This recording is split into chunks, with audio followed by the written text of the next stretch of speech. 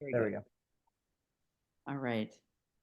Well, we're a small but mighty group this morning, but we don't want to waste a minute of our time with Rabbi Daniel. So just I hope if you've missed any of the three sessions, you can certainly catch the recording on our YouTube channel. And so good to be with all of you. Take it away, Rabbi Levine. Yeah. Well, good morning, everybody. This is the post Labor Day lull.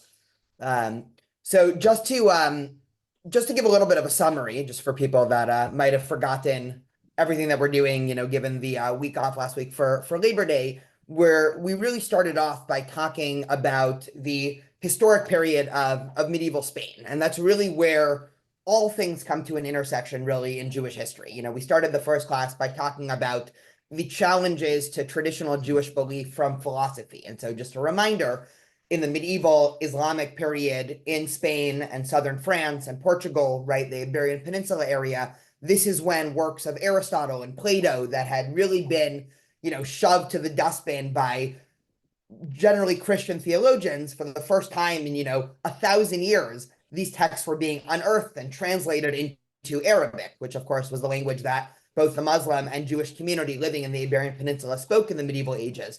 And all of a sudden, you get the sort of perennial Jewish problem, which is, your young children go to middle school or high school, and they come from a Torah study class, in synagogue over Shabbat, where the rabbi was teaching, in the beginning, God created the heavens and the earth. Then they go to their, whatever version of public school existed in medieval Spain. And all of a sudden they have, Aristotle's tome dropped in front of them. And Aristotle, of course, teaches that the earth was not created. The earth was here for all time, right? The universe was sort of infinite going back into time, right? Instead of God interacting in the universe, right? Instead of the God that we really talk about in our liturgy, in our past, a God who splits seas in half, a God who causes the 10 plagues, who causes manna to fall from heaven, Aristotle's God is much more of a philosophic construct, right? A prime mover that is a more philosophic and scientific rationalization for why there is something rather than nothing. How do the cosmos begin to rotate and move? All of that. And so our first class, we really spoke about the philosophic attempts to reconcile this. And of course, for anybody familiar with the great luminaries of medieval Jewish philosophy, starting with Saadia Gaon in modern day Iraq, then of course moving to Moses Maimonides, who perhaps was the most famous, many of the medieval Jewish philosophers really built their careers on trying to reconcile these two really irreconcilable parts of Jewish thought and Greek thought. And so Maimonides, of course, reinterprets the Torah in the light of Greek thought. And Maimonides turns Judaism into a very overly rationalistic, overly scientific quest for truth. And this is, of course, great if you are, as Maimonides describes, the 1 in 100,000 or 1 in 10,000 people who is interested in spending your entire life, delving into philosophic tomes. But most people, when they're interacting in various religious settings, right, they're not interested in attending a science class or an Aristotelian, metaphysics class with premises and conclusions and all of that, right? They're interested in more spirituality and something that's deeper, albeit with a wider philosophic construct. So we then introduced the Zohar. Give me just 1 second. I'm just going to let my new puppy outside, or else she's going to be very upset at me. I don't love new puppies. They're a handful. They are a handful. This is so adorable. Part of the new training. She gets very upset whenever, but it's really only when I teach. I can be, sitting here for 2 hours on my computer and she'll be quiet. And the second I start to teach, she seems to want attention, or maybe she's just interested in the learning. So we then were introduced to the Zohar, and just as a review, the Zohar starts where Maimonides leaves off. The Zohar begins with the same premise as Maimonides and the same premise as Aristotle. And the Zohar says, you know what, you're right. God is this wider philosophic construct. God is infinite. God is ineffable. God is non-tangible, right? God is something that's beyond description, right? And so you're right, Maimonides, and you're right, Aristotle, and you're right, the scientific rationalists, when you say, okay, we actually can't describe God.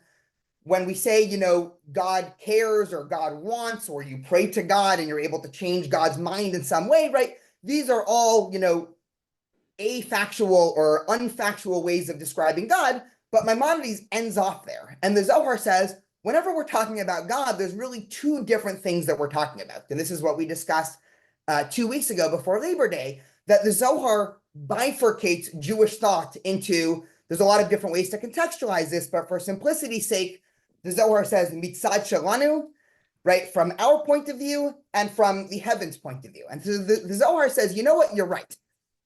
God is ineffable and untangible, but that's from the top-down philosophic side.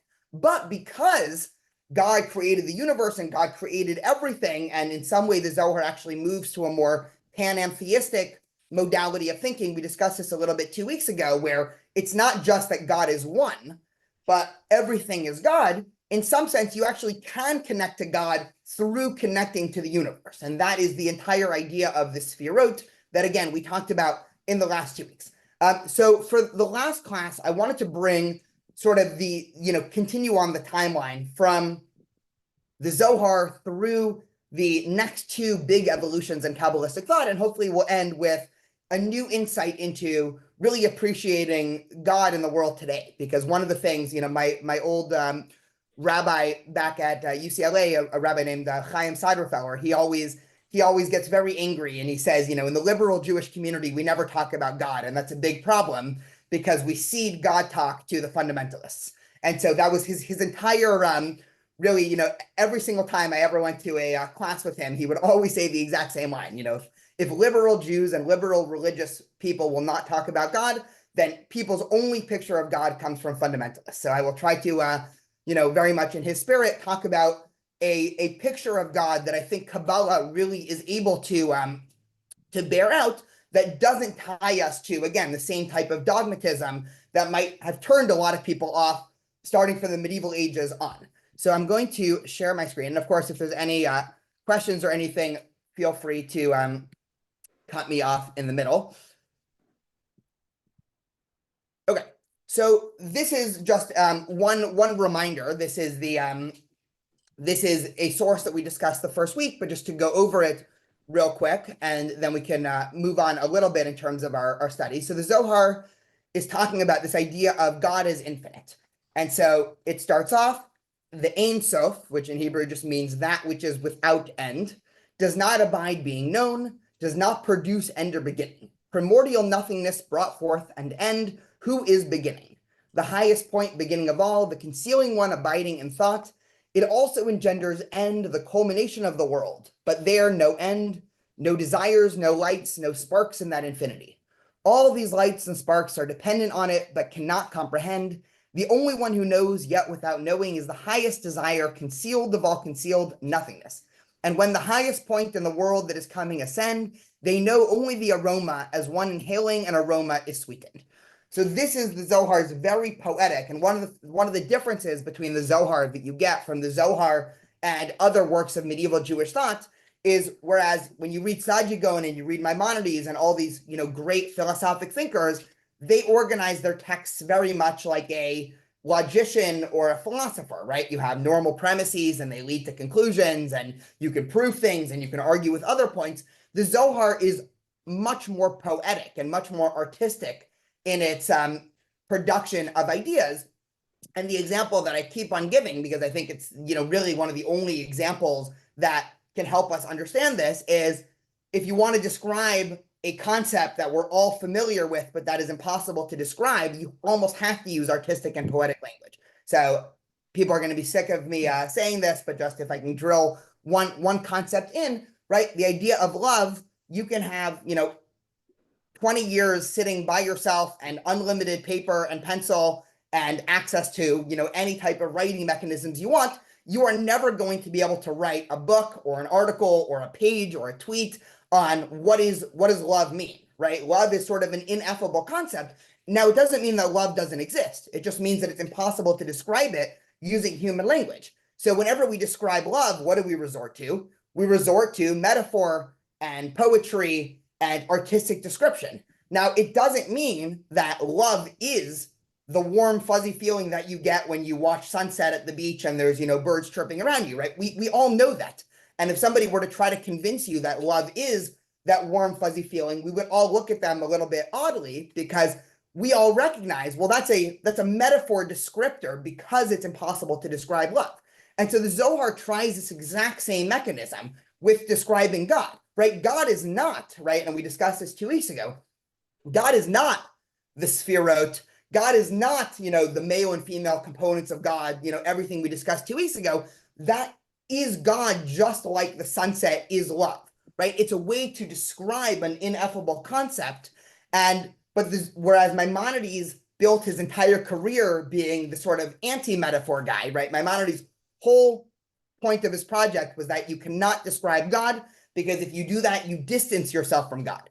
So for Maimonides, if you described God by saying, God is a just, judge, for Maimonides, that distances yourself from God, because God is not just. God is some infinite idea that is infinitely greater than just. And so you're going to ruin your conception of God by saying something like God is just. The Zohar is okay with using metaphor, because the Zohar is already starting with the premise of saying, well, what else do we have, right? Humans are finite. And so by nature, our only way of experiencing the world is through things that are finite, right? We exist in the world of fact and of reality and of things, right? We all have met other people. We all have, experience with these abstract ideas. So the Zohar is content with saying, okay, God is just, God is nice, God is angry. And when you read that, just understand that this does not mean that God is actually angry, just like when I describe love by saying it's, the warm, fuzzy feeling of drinking the first sip of coffee in the morning. That's not really what love is, but that's just the best description I can give you right now. So this is all the Zohar. And Julian pointed out that that there's trouble because, infinity is by itself sort of a metaphor, right? Yeah, spot on, right? Even the idea of infinity is not really a tangible construct, right? And, so even when we say infinity and we try to describe infinity, we are resorting to metaphor. And so there's a whole realm of things, and this is really what Kabbalah is trying to get at. There's a whole realm of things that are by definition not understandable for finite beings such as ourselves. And the Zohar's point is that doesn't mean you give up, right? From some sense, Maimonides, not to say that Maimonides was giving up, but Maimonides said it's better not to try, right? The Talmud also, in a number of places, then Rosalie, I'll take your question in 1 second. The Talmud also, in a couple of different places says, you shouldn't ask what came before, you shouldn't ask what will come after, right? Because the Talmud is saying this type of speculation is dangerous, but the Zohar is saying, you know what? We have to try to describe it. Rosalie, go for it. Well, I don't mean this to be a love letter to you, but like I said something a couple of weeks ago to you, I look at all of this and it comes out as blah, blah, blah, blah, blah. And then as soon as you describe it, it seems to make so much sense. I don't know if it's that I just can't concentrate on all of these words, but it's a lot of blah, blah to me. So I understand what you just said better. And that's my love letter. Thank you, Rosalie. I wish I had your same clarity, because one of the things that I get, totally honestly, is, I've sat with these sources for years, and sometimes I feel like I get it, and other times I'm like, what the heck is he saying? This is sort of, and I think that's the point in some sense also, where I think the Zohar is warning us against thinking that we understand it, because we're never going to understand it in some way, and that's by design. Oh, okay, I feel much better. Yeah.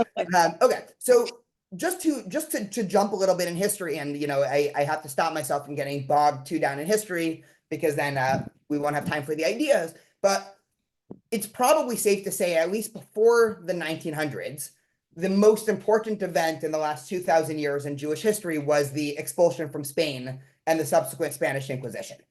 Just to talk about this for 30 seconds, just to introduce it, the Iberian Peninsula, right, Portugal, Spain, southern France, really was the de facto cultural and intellectual center of the Jewish world in the medieval period, right? Most of the great Jewish thinkers that we think, whether philosophically, again, I had mentioned Maimonides, Nachmanides, the Ramban, the Ibn Ezra, right, a great biblical exegete, Judah Halevi, the great poet who wrote, my heart is in the east, but I am at the uttermost west, the Kabbalistic tradition, right, with the Zohar, right, these works were all produced in Spain or southern France.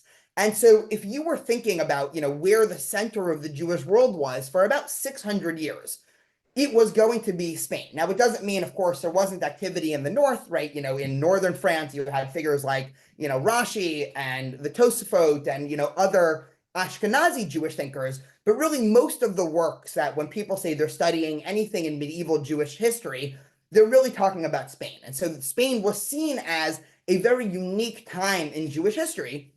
And that came crashing down, really starting off in the early 1400s, but by 1492, right, of course, the same year Spain was sending explorers to explore the New World, they King Ferdinand and Isabella issue the Alhambra decree, and they kick out all of the Jews overnight from Spain. A couple of years later, Jews were kicked out of Portugal. Jews had already been kicked out of southern France by this time, and there was a great collapse in the Jewish world. There was a great sort of shattering.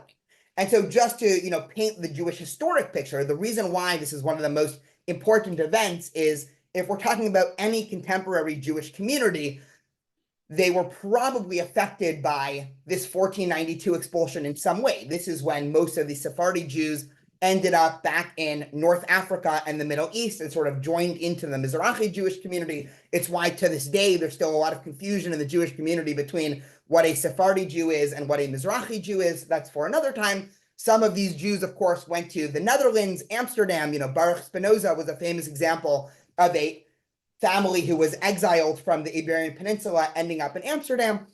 Of course, the first Jews to end up in the Americas were Sephardi Jews who had just been kicked out of Spain and Portugal, and the original community, both in the Americas writ large and also the United States of America, were all Sephardi Jews coming from families of being expelled. And of course, a small number of these Jews ended up in the northern town in Israel called Sefirot.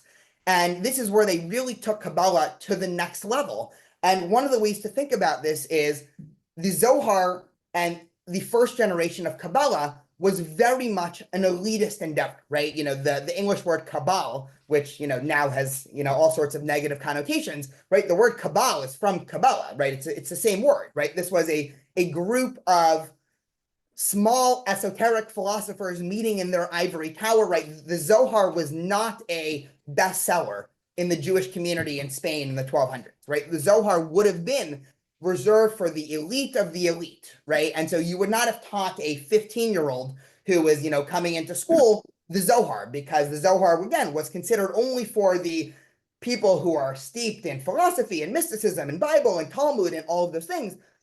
When the expulsion happened in 1492 and Kabbalah went through its secondary evolutionary stage in Tzfat, there was a great thinker named Isaac Luria, or the Arizal, and a student, Chaim Vital, who started producing Kabbalistic works that were much more practical Kabbalah, right? So whereas the Zohar exists much more in the realm of philosophic or mystical introspection, the second generation of Kabbalah, Isaac Luria, the Tzfat school of Kabbalah, was much more centered around, so what do we do with this? How is this relevant to our lives here in Spain out of this, great breaking in Jewish history? And so Chaim Vital, again, who is the main author of most of these texts, Isaac Luria, otherwise known as the Arizal, he produced a lot of work, but he didn't actually write anything. So most of what we have is through his student, Chaim Vital. And Chaim Vital paints a little bit more background to this idea of the Sefirot.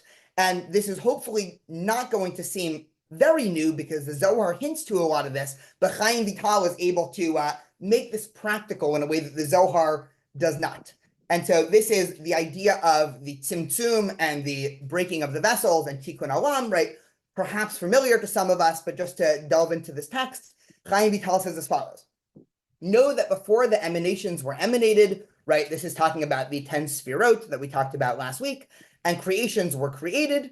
There was a simple supernal light which filled all of existence. So before God created the world, there was a supernal light that was infinite in nature. There was no place empty of the light. Rather, all was filled with the light without end, the Or Ein Sof, right? And this makes sense, right? Aristotle and then Maimonides and then the Zohar all teaches that God is infinite, right? So if God is infinite, before there was a universe, before there was us, before there was anything separate from God, infinity consumes everything, right? You introduce infinity into a mathematical equation and nothing else matters, nothing else exists. There was no beginning nor end, rather all was a simple, undifferentiated light, the light without end, right? Okay, easy enough. And when his will rose to create the world and to emanate the emanations, to reveal in full his deeds, name, and attributes, this was the reason for the creation of the world. The infinite light contracted itself into a central dot, literally in the middle of the light. And the light contracted and spread to the sides surrounding the central dot, thus leaving an empty vacuum. So this is the first pillar of the Lordianic Kabbalah, or the great Kabbalah of the Tzfat school. Again, it's based off of the Zohar, right? So you can find these ideas in the Zohar to some extent, but this is the first time it's sort of in bite-sized pieces. For, you can imagine, this was in the normal curriculum of cosmology for a 16-year-old studying in yeshiva in Tzfat in the 1500s. And so what Isaac Luria teaches is, okay, God is infinite, and that means by definition God is all-consuming. And so you imagine a time before creation where everything is God. All of a sudden, God wants to create a universe. And again, Kabbalah plays around with this idea of what does it mean for an infinite being to want, right? That's a whole separate problem. Kabbalah does try to tackle this problem, but we'll have to put that aside for now. God wants to create the universe. And so that means, by definition, the universe has to become finite in some way, right? If God wants to create a universe separate than God, and God wants to create humanity separate than God, God has to hold back to some extent. So mitzamtzem in Hebrew, right? Or to contract. And so this idea is that when God wanted to create the world, this infinite light had to contract itself into a small dot. And all around this small dot of the infinite power of God created a wider empty vacuum. This tzimtzum, the contraction, was distributed equally around the empty central point in such a way that this emptiness was completely circular. There were neither corners nor angles. The Ein Sof contracted itself so that it was a perfect circle. This is because the light of the Ein Sof needed to be perfectly circular, equidistant in all directions. As we know from geometry, there is no more perfect form than a circle. But this is not the case with the form of a squares, which has protruding angles, or with a triangle or other forms. Therefore, the self-contraction of the Ein Sof necessarily had to be a circle. There is another reason that has to do with emanations that in the future were intended for that empty space, as we have mentioned above, right? This is the idea of the Sefirot that we talked about last week. The idea is that the emanations would be in the form of circles. In that way, all would be equally close to and joined with the Ein Sof, surrounding them equally, and they could receive from Ein Sof the light and the Shefa, right? Shefa is this idea of experiencing the light they require from every direction. So just to skip a couple lines, you're welcome to read. So he concludes, and thus after the tzimtzum mentioned above, there remained an empty space, an ether void in the middle of the light of the Ein Sof. Now at last it was a place able to receive the emanations, which could draw down the light of Ein Sof, a single straight line of light. Dylan, go for it. So, quick question on this. So how does this idea like kind of tie into creation as well? Because it's if there's all this light existing before, like how does this fit into Genesis when God created light? So is this kind of like the source of that, or are these two concepts even related? No, it's a great question. This is in some sense a commentary on that. Okay. Right. So this is focusing on, I mean, one of the problems, I mean, not problems, right? The Torah, especially Genesis, is not interested in cosmology, right? It's just, this is something pointed out by a lot of scholars, right? The Torah is, way too simplistic. And again, that's probably the point, right? The book of Genesis is not meant to be a physics textbook. It's meant to be sort of a moral guide and, stories and, right, this is, going back to the way that the Midrash tackles the book, right? The first question that the Talmud asks about Genesis is, wait a minute, why do we need any of this? Just tell me what the laws are, right? It's the first question the Talmud wants to know. And it's saying, okay, if the Torah is a book of law, just tell me the laws. Why do I need to start off with the story of, Adam and Eve and Noah and, all these people? And so the Talmud answer is, no, it's important that you know how to act as a decent person before worrying about law. So, okay, you read the stories of Abraham welcoming in guests, and even before you talk about Jewish law, right, you should be welcoming, right? So that's their answer. But the Torah is not interested in, okay, we know that God created the light, in the beginning, God created the heavens and the earth. What does that mean? This is where Kabbalah is trying to answer that question. And Kabbalah starting off from a paradox. And this is the same paradox that plagued the Greek thinkers and plagued Maimonides and plagued the Zohar, which is, if God is infinite, right? If we really, understand what infinity means from a philosophic perspective, how is there anything else separate than God? Right? Like where does anything exist, right? And the Greeks, half of the, Greek philosophic writings and all of the, paradoxes, you have Zeno's paradox and others, are because infinity just breaks our thinking about a lot of things, right? When you introduce infinity into a thought experiment, nothing else really matters. And so even to the point where, philosophically, if we say that God is infinite, then how am me, and how are you, right? Everything should just be God. And so what the Arizal answers, and really what the Zohar answers before, the Arizal just sort of sharpened it, is saying, you're right. If God remained infinite in some sense, then there wouldn't be able to be a creation. But once God says, let there be light, right, that has to be some sort of pulling back of infinity, or some sort of tzimtzum that is creating this sort of void that is open for the universe. Now, Lurianic Kabbalah continues. I didn't include this as a source, but just to paint the rest of the picture, because I really wanted to have time at the end for a little bit of Rabbi Nachman, who really takes this idea to the next level. Kabbalah says, during this contraction, there was a great breaking, right? There was a great shattering, or a great darkness fell upon the universe. And of course, right, you can't have God pull back from the universe without there being some brokenness. And so there's a lot of different formulations of this, right? In sort of the most poetic formulation, when God is sending the light down to the universe, he does it in these 10, barrels or 10 vessels, but the light was too strong, so the barrels shattered and all the pieces went all over the universe, right? There's a lot of different ways to contextualize this, but all of these ways center around this radical idea. And Kabbalah was the first form of thought, for sure Jewish thought, but perhaps religious thought, to say the universe right now is fundamentally broken, right? We already know this, right? Christians have this view from Augustine, right? The idea of original sin, but the universe is broken and God is powerless to do anything about it, because the whole reason that a universe exists is that God pulled back. And so we can't turn to God and just pray and hope that God fixes the universe, because the fact that we exist and the fact that there's a universe means, by definition, God is not in this universe in an immediate way. God pulled back, and this universe is a void. And so the reason why, right, this is the philosophic genius, and also a little bit of the historical genius of Isaac Luria, is you could imagine, right, we'll talk both history and philosophy, you could imagine him turning to his sort of, family and friends, and these are Jews who, again, experienced some of the worst persecution in Jewish history, right?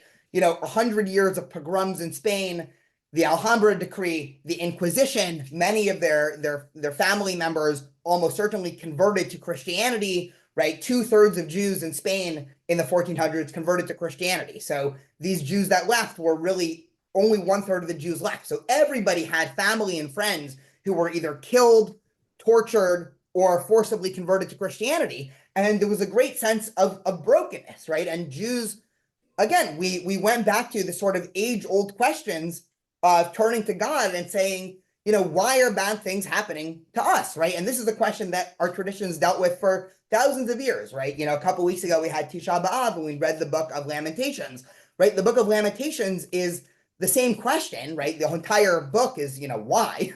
But Lamentations' answer to this question is because of our sins, right? We did bad things. We were unjust. And so therefore Jerusalem was destroyed and God attacked, right? Lamentations is a radical book. And I know that there was a series on Lamentations here, but just the 2-second review of Lamentations is God took up arms against the Jewish people because of our sins, right? That's sort of the the wider philosophy of Lamentations, Arizal's answer and Kabbalah's answer is a completely different answer.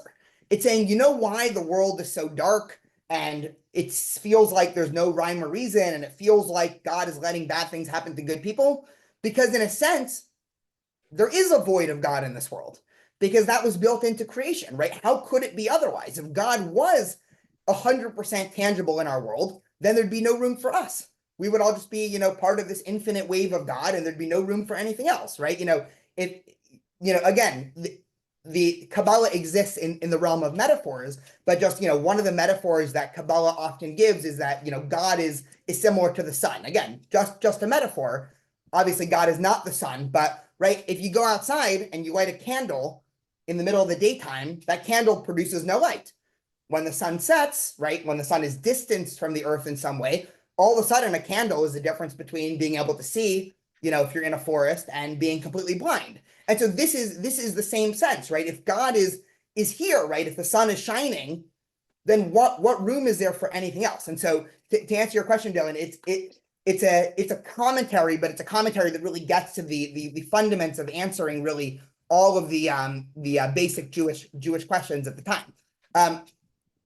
So just to finish the last important idea of Lurianic Kabbalah, and then we'll go to Chassidut and, you know, stay more in the philosophical, is that this idea is that God is powerless to fix the universe, but humans are not, because within, right, this idea of God shooting in these sparks of light into the universe, right, the only thing in the universe that is created truly in the image of God are other people, right, are humans, right? This is also from the book of Genesis, right? Humans were created in the image of God. And this is taken by Kabbalah not just to mean, okay, humans are a little bit smarter than animals, or humans have higher moral reasoning, but in some sense, we are all need to act like God, because there has to be a substitute, because we can't sit around waiting for God to fix everything. We actually need to go out and do it, right? And this is the idea of Tikkun Olam, right? The idea of Tikkun Olam has taken on, you know, many meanings within the Jewish community, but the really original idea of Tikkun Olam is exactly this idea. It's that humans have an imperative to go out and fix the world because God is unable to do so, right? It's a radical idea that says it's not humans that need God to save ourselves, right? As some other traditions might set forward. It's God that needs humans to save the universe, right? And so this gives Judaism and really, you know, any type of moral action. Of course, you know, Tikkun Olam has been universalized in recent years, which is probably, you know, mostly a good thing, right?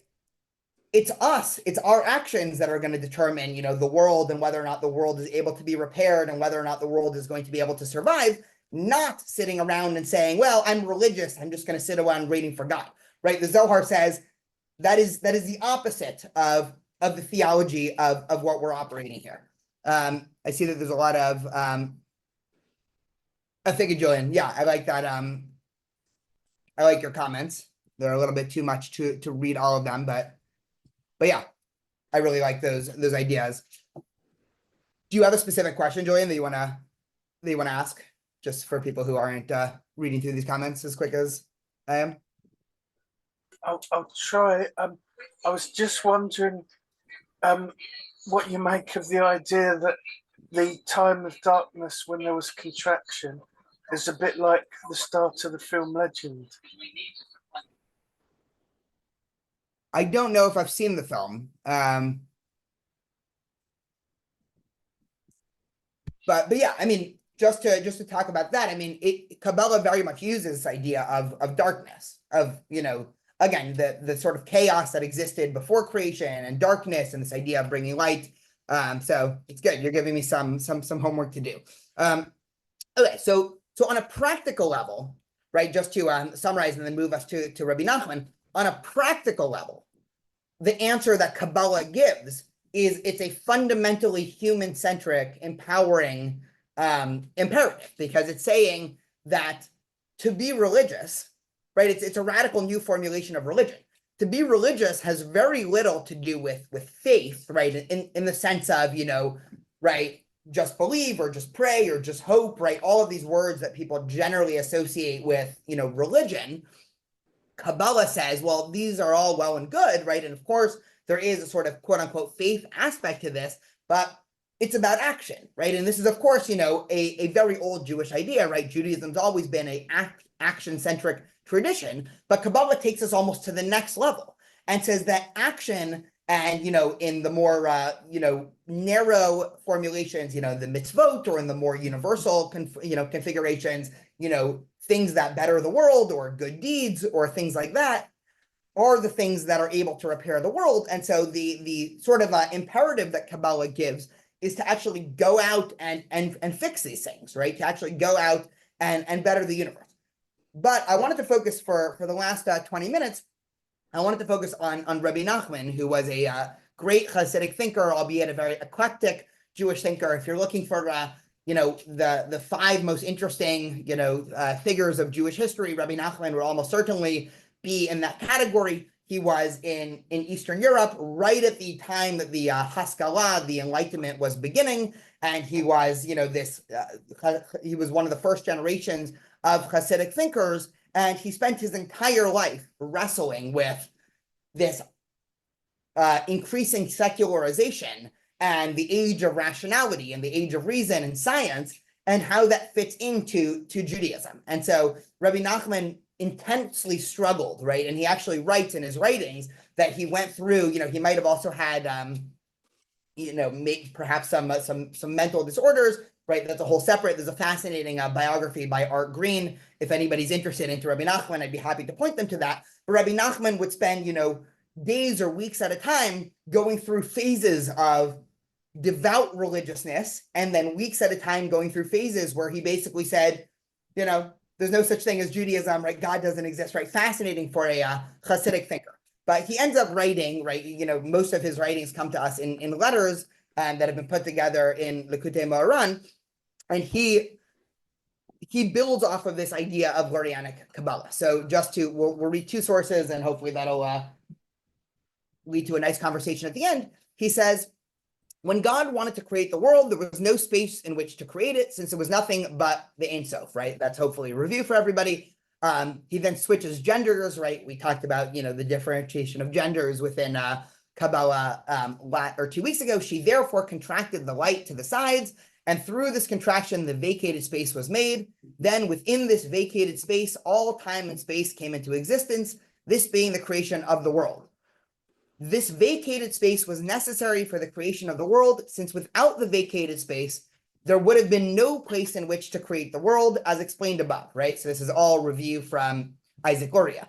Yet understanding and comprehending this contraction that resulted in the formation of the vacated space will be possible only in the future, since it is necessary to say about it 2 contradictory things, existence and non-existence. And so he's saying that to really understand that our universe now and God and this void is, you have to understand that God both exists and doesn't exist. What does he mean by saying this? The vacated space is the result of the contraction, that God, so to speak, withdrew her godliness for that space. There is, so to speak, no godliness there. Were it not so, it would not be vacated. There would be nothing but Ein Sof, with no place whatsoever for the world's creation. However, the actual truth is that even so, there is surely godliness there as well, for there is surely nothing without her life force. This is why it is not at all possible to comprehend the concept of the vacated space until the future. Just to read a couple more paragraphs, the truth is that it is impossible to resolve these problems, because the questions posed by this brand of atheism derive from the empty void, where godliness is not present, as it were. This is why the questions that derive from the empty void cannot be answered in any way, because it is impossible to find God there. For if one could find God there, it would not be empty and all would be infinite. For this reason, it is said of atheism, none who go to her return. Israel alone transcends all wisdoms, including even the atheism that derives from the empty void, because we believe in God without speculation or sophistry, but only with complete faith. For God fills all the worlds and encompasses all the worlds. Thus he is present within all the worlds, and at the same time he encompasses all the world. Therefore, even the empty void came through his wisdom. The ultimate truth is that his godliness must be present there, but it's impossible to grasp this or to find God there, right? So you can see, right, him going through both internally his own philosophic doubts and speculations, and also putting forth, right, a new sort of brand of Jewish philosophy. He says, you know why when scientists and when thinkers go out and study the world, they conclude, on average, that there's no God, behind the scenes pulling the levers, because that's true. And if that wasn't true, then there'd be no room for us, right? The same, problem that Isaac Luria is having.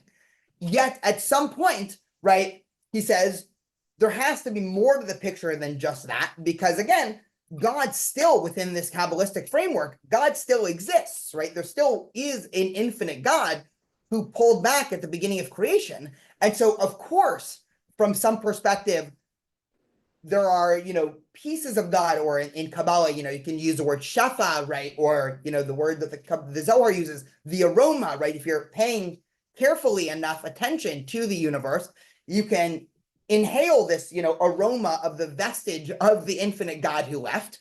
But the second you start to say, well, that's actually God to some extent, right? That's an impossibility, because if that was truly God, then you wouldn't be able to exist. And so Rabbi Nachman is saying that Jewish theology, or at least his version of Jewish theology, is really this paradox of both saying this universe is devoid of God, right? We are in a void, or as he says, the vacated space. And this vacated space is an atheistic, right? And by that, I mean, there's no theology, right? That theology in this world is sort of a moot point, right? Theologians can sit around for thousands of years debating, how exactly does God reward people, or how exactly does God punish evildoers, and how come oftentimes good people end up getting sick and, bad people end up getting rich, right? These questions are all irrelevant, because we're all existing in this vacated space, yet at the foundation of it, this does not mean at the end of the day that God does not exist.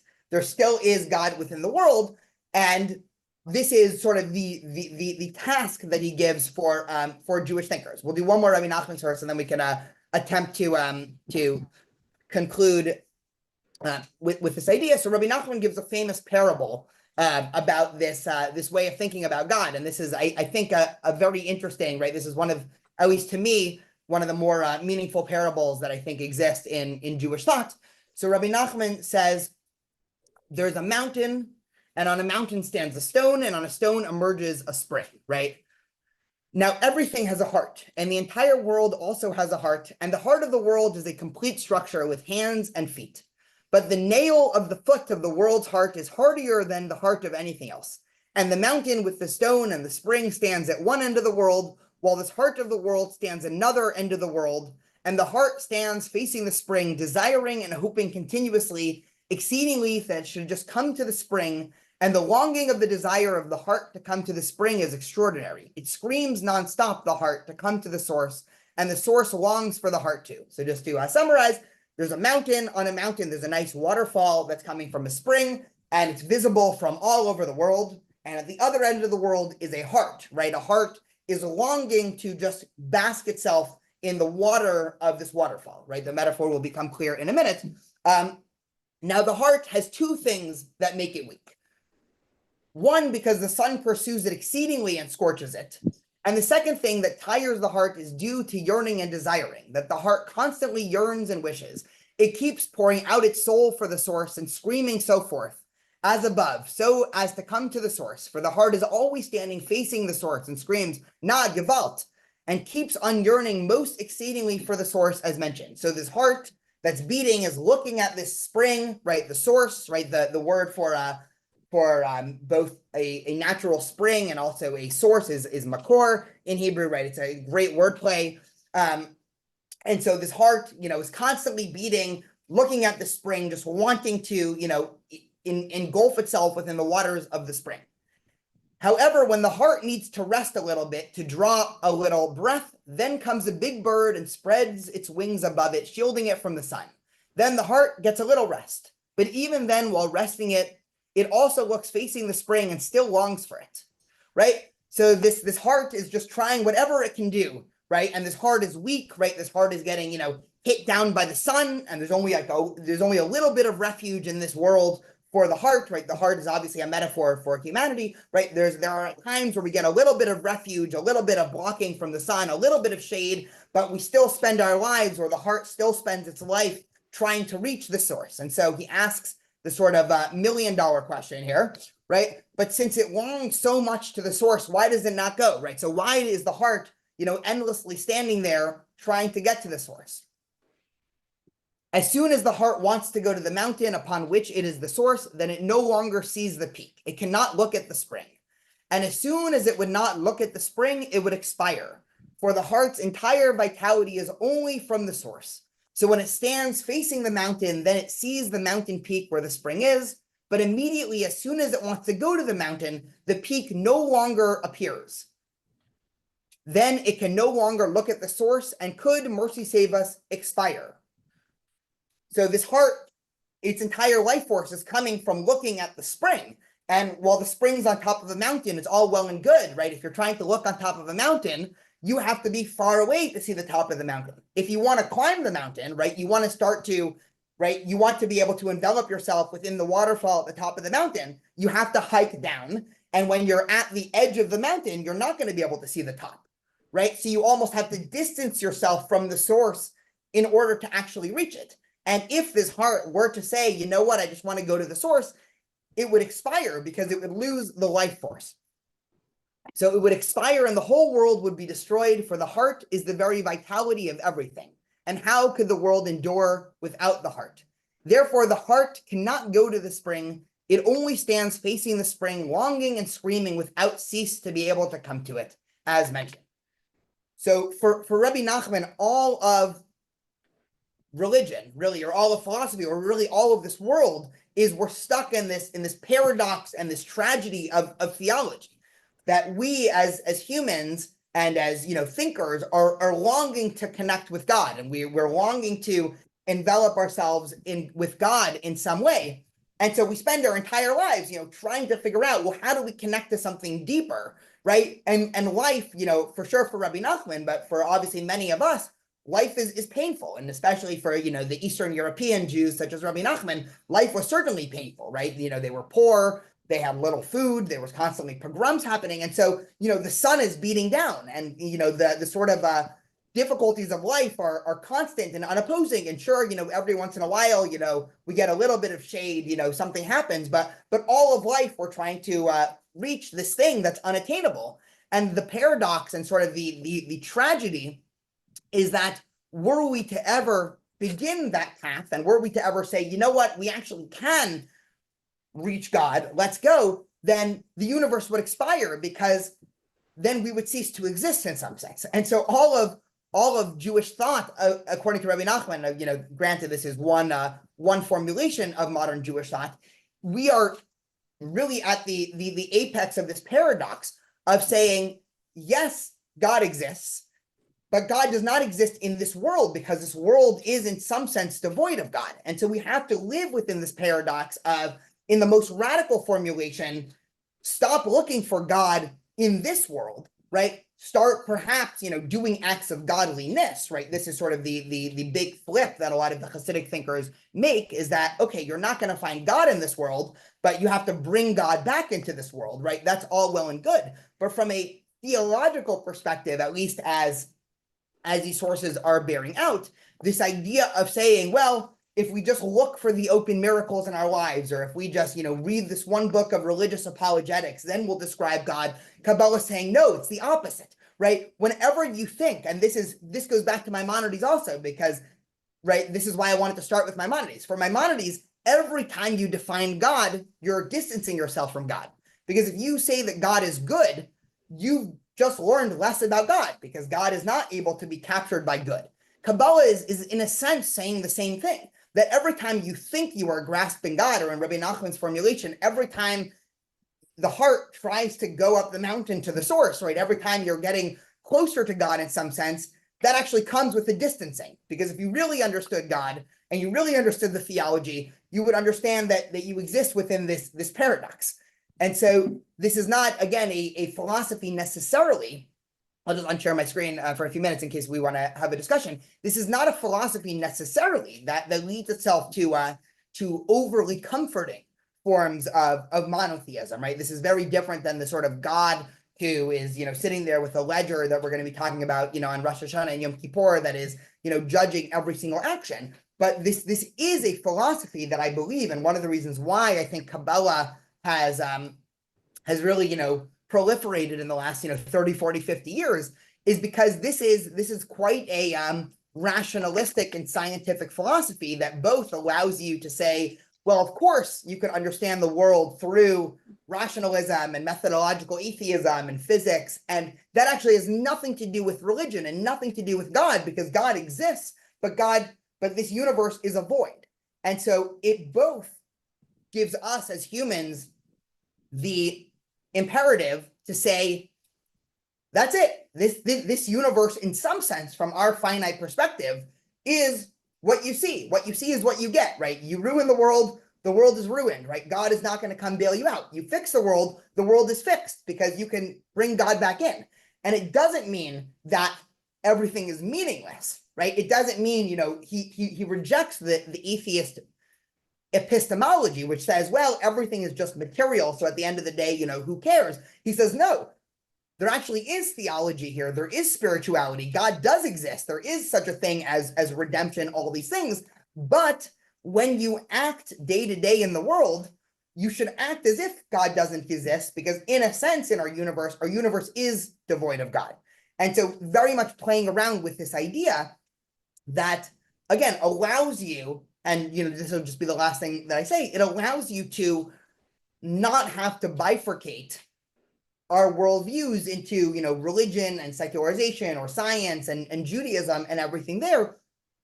The person who truly embodies this philosophy will be a full-fledged, either scientist or thinker or, moral actor, irregardless of anything that religion says, but with the backdrop of understanding that this all exists within this wider, really paradox of creation, of what it means for us to exist as creatures separate than God, but with the understanding that not only does God exist, not only did God create the world, but that if you really tap into it and you really, delve deep enough, you actually can, inhale a little bit the aroma of God that's left in the universe. Would love to hear some questions or thoughts or reflections, or people saying this makes no sense. Anything else people are thinking right now?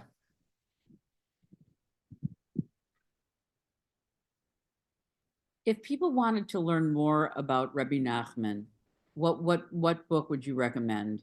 Yeah, let me post it in the chat. Art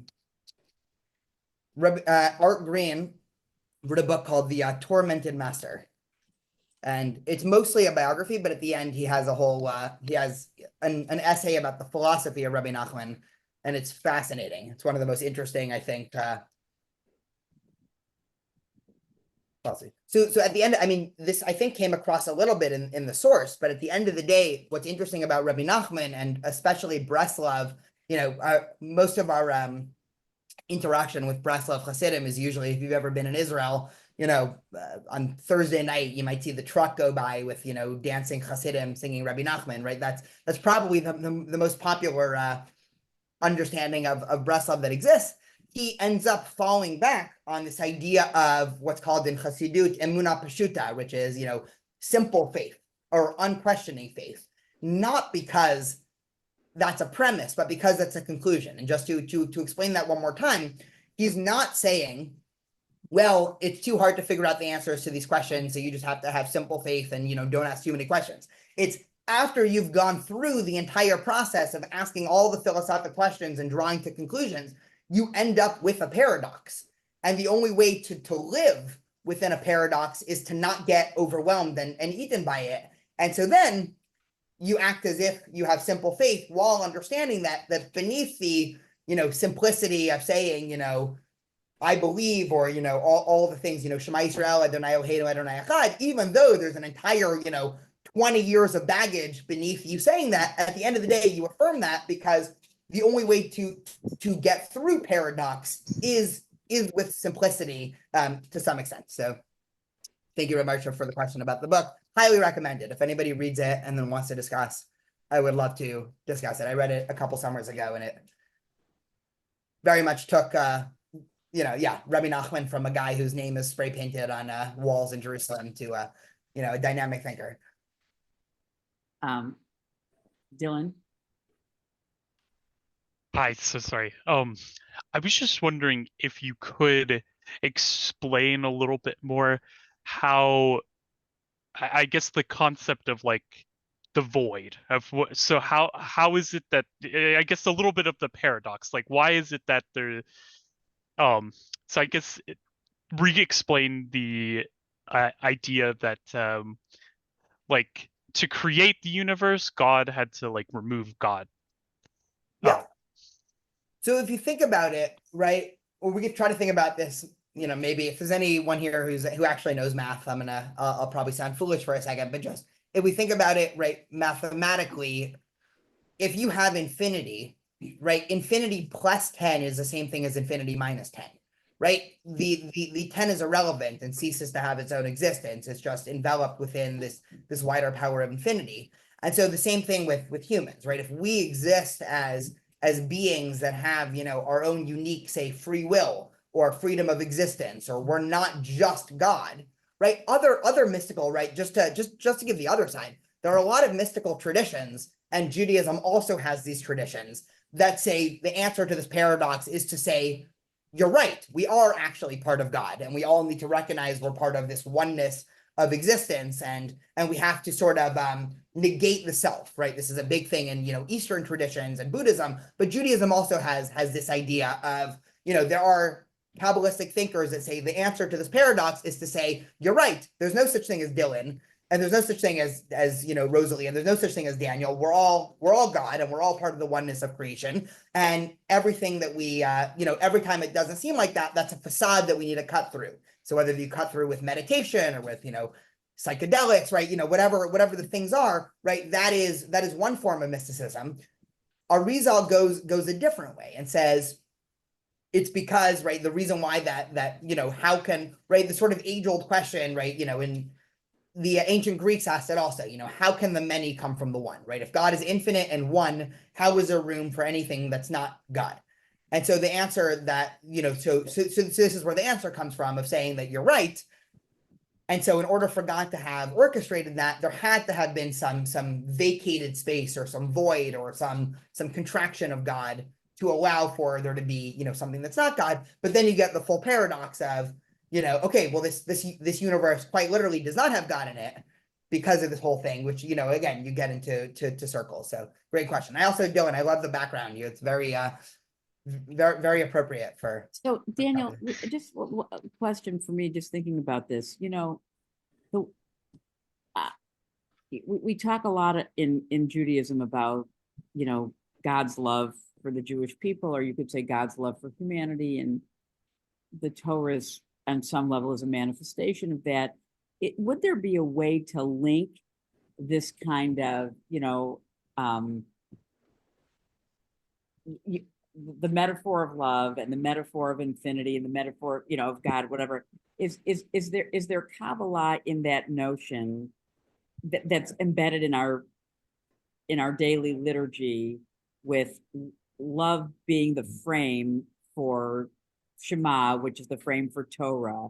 I guess I'm just wondering, is there a way to play that out when we think about the influences of Kabbalah in our day-to-day practice, or am I making a jump that is too simple? No, I think you're right. I mean, I won't claim to be an expert on, how all the liturgy fits into it. I know Shai Held just wrote a book, Judaism is About Love, that I'm, I've started, but not written much, not read much into it yet, but I'm going to guess, at least from where he's going, he tries to make that point through a lot of Kabbalistic ideas. Yeah, I mean, I think, at least for me, I think what this is all warning us against is viewing the metaphors of Judaism overly dogmatically. And so, when we, and again, there is a tension here, and, this is the sort of, if we want to go down the historical route, Kabbalah, and especially Hasidic Judaism, was heavily maligned by the sort of rabbis. And of course, a lot of rabbis were Kabbalists, but but the sort of hierarchy of religious rabbis, you think about the traditional yeshivot, or, the Vilna Gaon, who was the leader of Ashkenazi Judaism in the 1700s. These rabbis did not like Kabbalah because in some sense, Kabbalah was democratizing connection to God. And so if the Talmud says, the way to pray is to go to a synagogue and wait for 10 people to show up and pray at this exact time and, say these exact things, right? The sort of very formulaic ritualization of Judaism that the Talmud gives. Once you read Kabbalah, it's not so taken for granted that the only way to connect with God is to pray, right? Because the first step of the Zohar is to understand that, well, this is all sort of a metaphor, right? So the rabbis of the Talmud say, and, they genuinely believe that God wants you, or God has commanded you to pray every single morning. Once you delve into both, Maimonides was the first one to cause the dominoes to fall, but especially, Kabbalah, what does it mean that God wants you to pray? That's sort of a meaningless thing. Now, of course, it's a metaphor, but once it's a metaphor, can't other things be metaphors also? So it is a slippery slope, and this is why, some of the great villains of modern Jewish history were also Kabbalists, right? You have Shabtai Tzvi, who was the famous false messiah who. And then you had Jacob Frank, who was another famous false messiah. Jacob Frank is really interesting. He's a little bit less well known than Shabtai Tzvi, but he had this idea called Yerida L'Tzorech Aliyah, right? Going down for the sake of going up, where he said, well, if the sparks are spread out across the world, right, and it's our job to put godliness back into the universe, and everything in this universe is equally parts of void and equally parts, this divine shattering, then what makes a mitzvah and what makes an avera? It's all about, the intent behind why you're doing it. And so he specifically would, do all these, he would hold, public, orgies and things like that, saying we're doing this for the sake of repairing the world and for the sake of God. Now, on the one hand, that sounds crazy, but on the other hand, there is sort of I don't want to say reasonable, but there's an understandable direct line from a lot of this towards that. So this does get a little bit dicey, and Kabbalah and Chassidut especially was very much watered down, when it entered into the modern period, right? Because one of the things that happened, this is the historic nerd in me, the early generations of Hasidic Judaism were very radical, right? They took the more radical ideas of Kabbalah and they were really pushing the envelope, and this created a whole an anti-Hasidic strain called the Mitnagdim, right, centered around Lithuania. I mentioned the Vilna Gaon, but then about 50 to 100 years after is when the Enlightenment happened in Europe, and Jews were granted emancipation, and the Jewish world, and especially the religious Jewish world, had far bigger problems than arguing about what brand of orthodoxy do you follow. Right now, all of a sudden it was emancipation, and now there's Jewish socialists, and now there's Zionists, and then the Reform movement, right? All these things that were popping up. And so the Hasidim, right, basically, not completely joined forces with the anti-Hasidim, right? Still to this day in the Orthodox world, you have Hasidic yeshivot and Litvak or Lithuanian yeshivot, and this, split still happens. But a lot of it sort of came to the middle, and they sort of joined forces. And today, there's very little. I mean, there still is a little bit of tension between these two groups, but a lot of these ideas were sort of watered down. But when you go back and read them, sort of in the original, they seem quite radical for a religious worldview. So yeah, hopefully that is helpful and or interesting. Well, what can I say but thank you for this incredible 3-session class. I learned so much, and I'm sure that our friends did too. For those of you who joined us next week, actually, we have a 1-session class with Mike Myman, who actually is a descendant of Maimonides. He's traced his family back, and he's going to actually be talking about the Rambam for a session. And then we're going to have a 4-week session class on Job with Rabbi Suzanne Singer. I want to thank those of you who support ALI, and if you're able to make a donation to make these classes possible, we're most grateful. You can do so on our website, jewishcollaborativeoc.org. We hope to see some of you during the high holidays and to learn more with you all year. And Daniel, thank you. Big applause for your class. Thank you so much. Thank you everyone for coming. Sorry if there's squeaks in the background. It's a puppy playing with a little ball. Shana Tova, everybody. And thank you. Shana Tova. Thank you so much, Daniel. Thank you so much.